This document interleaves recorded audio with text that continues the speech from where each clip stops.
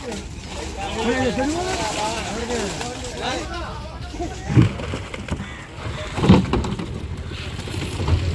Hi friends, అందరూ ఎలా ఉన్నారు? నేను ఎప్పటి నుంచి అనుకుంటున్నాను మా చేపల చెరువు ఎలా పడతారు అనేది నేను వీడియో షూట్ చేసి పెడదామని.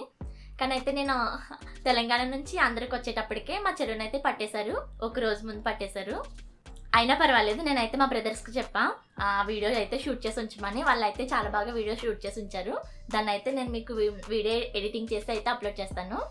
కానీ ఏంటంటే చాలా మందికి చెరువు పట్టడం అనేది ఆంధ్ర వాళ్ళకైతే మ్యాక్సిమం అందరికీ తెలుస్తుంది.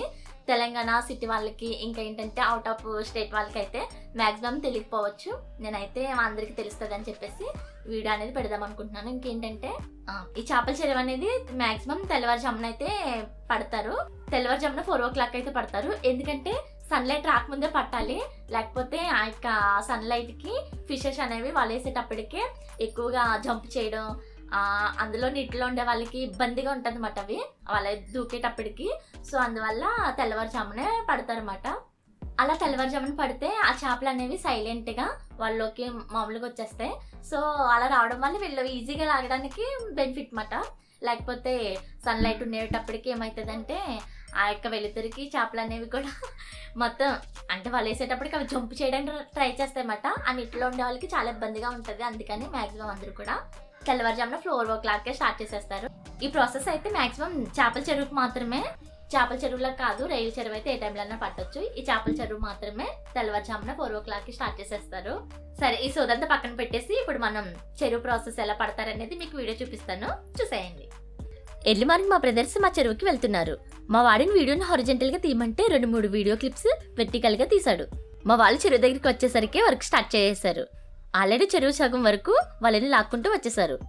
ఇవతల గొట్టు మీద 5 అవతల గొట్టు మీద 5 ఉండి వాళ్ళని మెల్లగా లాక్కుంటూ వస్తుంటారు.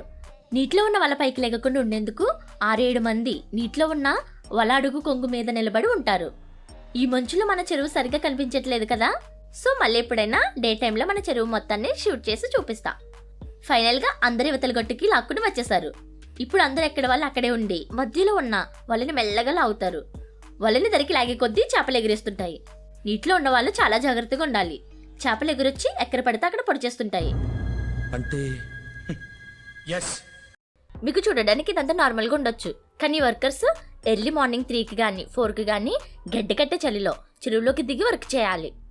ఇదంతా ఒక ఎత్తు అయితే అసలైన ఘట్టం దరికి వచ్చిన తర్వాత స్టార్ట్ అవుతుంది.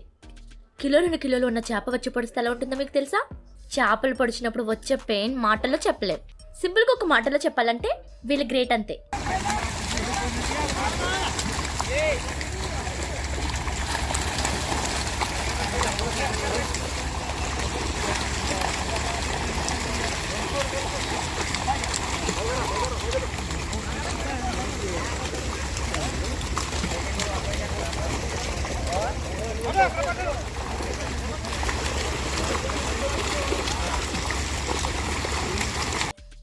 కొన్ని సందర్భంలో కళ్ళు కూడా పోయే ఛాన్స్ ఉంటుంది.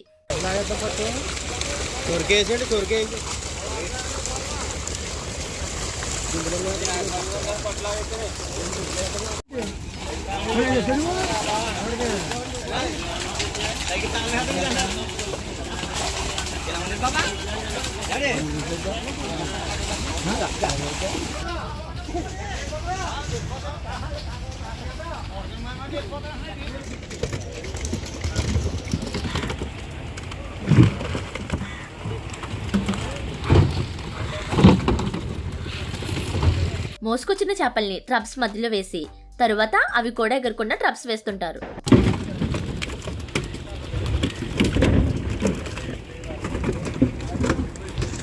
ఈ చేపల్ని అన్నిటిని వెయిట్ చూసిన తర్వాత అన్నిటిని ఐస్ తో ప్యాక్ చేసి ఎక్స్పోర్ట్ చేస్తారు.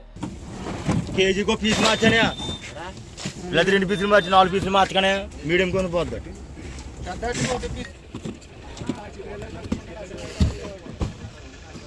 ఇలా ఫ్రెష్గా పట్టిన చేపలని మన కేఆర్ అండ్ ఫిష్ ఎక్స్పోర్ట్స్ వెంటనే కస్టమర్కి సప్లై చేస్తుంది. మన KR and fish company only India ఒకటే కాదు కదా, అవుట్ ఆఫ్ కంట్రీకి కూడా సప్లై చేస్తుంది. లాస్ట్గా ఫిషెస్ అన్నిటిని ట్రే బాక్స్లో వేసి ఫుల్గా ఐస్ వేసి బాక్సెస్ అన్నిటిని వరుసగా చక్కగా మర్చేశారు. మాది ఇంకో రైలు చెరువు ఉంది, అది పట్టేటప్పుడు కూడా వీడియో ప్లాన్ చేస్తా. ఈ వీడియో అయితే అందరూ ఎండ్ వరకు చూసారు కదా. ఎండ్ వరకు చూస్తే ఈ వీడియో అందరికీ నచ్చింది అనుకుంటున్నాను. వీడియో ఎలా అనిపించిందో కామెంట్ సెక్షన్లో మర్చిపోకుండా కామెంట్ చేయండి. ఇంకా వీడియో నచ్చితే లైక్ చేయండి. అలాగే మన ఛానల్ని ఎవరైనా సబ్స్క్రైబ్ చేయకపోతే ప్లీజ్ సబ్స్క్రైబ్.